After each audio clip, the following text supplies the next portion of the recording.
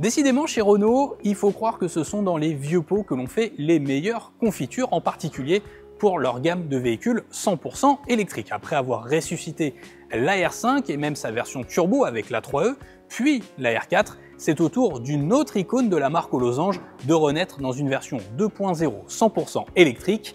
Mesdames et messieurs, voici la toute nouvelle Renault Twingo E-Tech.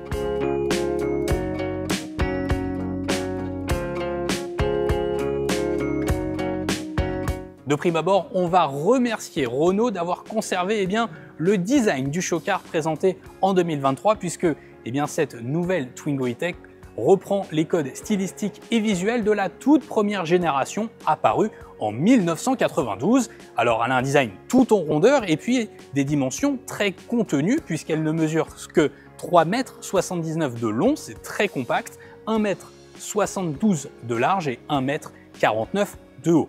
La face avant, de son côté, reprend là aussi le design et l'essence de la première Twingo, à commencer par sa signature lumineuse avec ses feux de jour ici en forme de demi-lune, en forme d'arche, ou encore cette petite calandre fermée qui donne, selon Renault, un léger sourire. Bref, elle a une bouille craquante cette Twingo, non? Alors de profil, on découvre une Twingo par contre plus athlétique que son illustre aïeul, puisque au niveau des lignes tout en rondeur, certes, elle a aujourd'hui des jantes de 18 pouces, alors des jantes optionnelles certes, mais ça lui donne beaucoup plus de stature, un gabarit plus valorisant, plus affirmé, et puis vous remarquerez aussi de profil, c'est ça semble être une poignée de porte, et oui, car cette nouvelle citadine électrique est la première Twingo de l'histoire à être un véhicule 5 portes, autrement dit, avec des portes à l'arrière. Enfin sur la poupe, même combat, Renault rend hommage là encore sur le plan du design à sa Twingo première du nom, avec ses feux full LED comme à l'avant, là aussi en forme d'arche, avec ce bandeau noir qui vient compléter le tout. Vous allez retrouver les feux stop de part et d'autre, les clignotants également, et puis clin d'œil là encore à la Twingo originelle, vous allez avoir l'anti-brouillard ici à gauche, et à droite, le feu de recul. Et puisque je vous parle de l'arrière, c'est le moment d'évoquer le volume de coffre. Et en dépit de proportions menues, cette Twingo affiche 260 litres de capacité lorsque la banquette est reculée au maximum, j'y reviendrai juste après.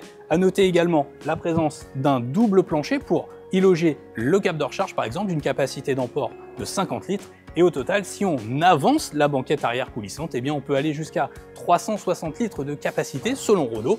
Bref, pour un véhicule de segment A, cette Twingo ne manque pas de malice.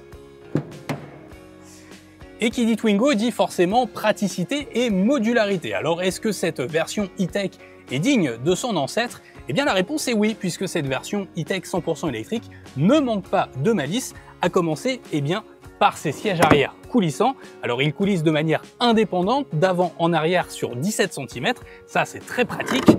Et puis surtout, en tirant sur cette languette, d'un seul geste, très facilement et très rapidement, on peut baisser les sièges là encore de manière indépendante. Et pour aller encore plus loin, Renault propose sur la version la plus haut de gamme toutefois, et uniquement sur la version la plus haut de gamme, la possibilité d'incliner le dossier passager à l'avant pour maximiser soit la capacité d'emport, soit même dormir dans sa Twingo, comme les puristes de la première heure.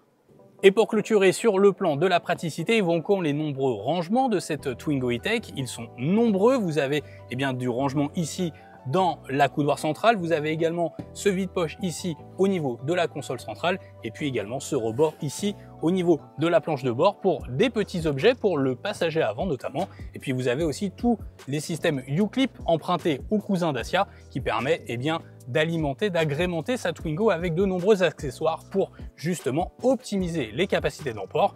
Alors c'est très plastique, ça fait peut-être un peu cheap, mais bon, c'est l'esprit Twingo quoi.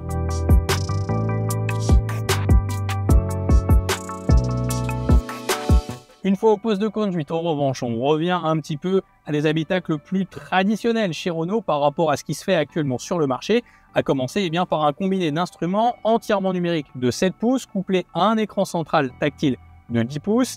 Il faut savoir que la version la plus haut de gamme profite du système OpenAirLink avec tout l'écosystème Google intégré et notamment Google Maps avec un planificateur de trajet qui prend en compte l'autonomie restante et les éventuelles charges à prévoir. J'ajouterai que cette nouvelle Twingo est aussi plus high-tech que jamais avec pas moins de 24 aides à la conduite, des aides à la conduite que l'on pourra d'ailleurs désactiver grâce au commodo magique My Safety Switch.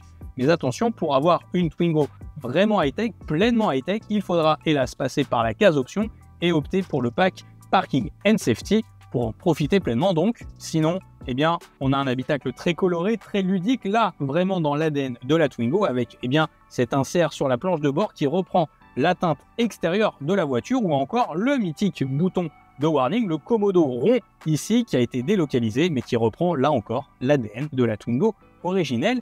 Et quitte à parler d'ADN, est-ce qu'on retrouve la même chose aux places arrière? On va aller voir, non? Et une fois aux places arrière, eh bien, pas de surprise, on est bel et bien dans une Renault Twingo.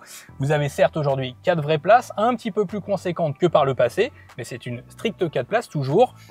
Voyager au long cours avec des adultes assez costauds, assez balèzes, ça sera compliqué. Vous avez des cabines à pied qui sont pas très profondes. Alors certes, on pourra toujours jouer avec les sièges arrière coulissants, certes, mais bon, l'espace à bord est assez restreint. La garde de toit, pareil, n'est plus conséquente, c'est pas Byzance, et puis vous avez surtout des vitres arrière qui donnent cet aspect un peu claustrophobique. Alors certes, elles sont un petit peu teintées, mais vous avez un compas, ce qui veut dire que vous n'avez même pas de manivelle pour ouvrir la fenêtre derrière. Bref, voyager à 4 en Twingo, c'est pas ce qu'il y a de mieux, quoi. Bon, vous l'aurez compris, cette nouvelle Twingo est dorénavant 100% électrique. Alors on ne pourra pas vous montrer le moteur qui est sous le capot. Pourquoi? Eh bien parce que ce dernier est fixe, il ne sera réservé qu'à votre mécanicien pour les quelques passages à l'atelier. Néanmoins, on a quand même des choses à vous raconter, puisque ce moteur électrique développe une puissance mesurée de 82 chevaux pour un couple de 175 Nm. Le bloc zéro émission est associé à une batterie de 27,5 kWh de capacité utile, ce qui, sur le papier, permet à cette nouvelle Twingo E-Tech d'accrocher une autonomie maximale de 263 km selon la norme WLTP.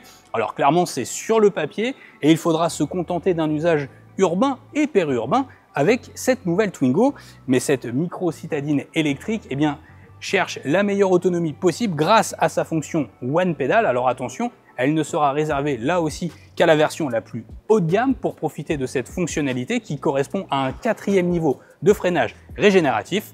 Sinon, au moment de la recharge, Renault annonce 4h15 pour passer de 10 à 100% de charge. Alors attention toutefois, ces chiffres au moment de tourner ces images sont toujours en cours d'homologation, donc à confirmer.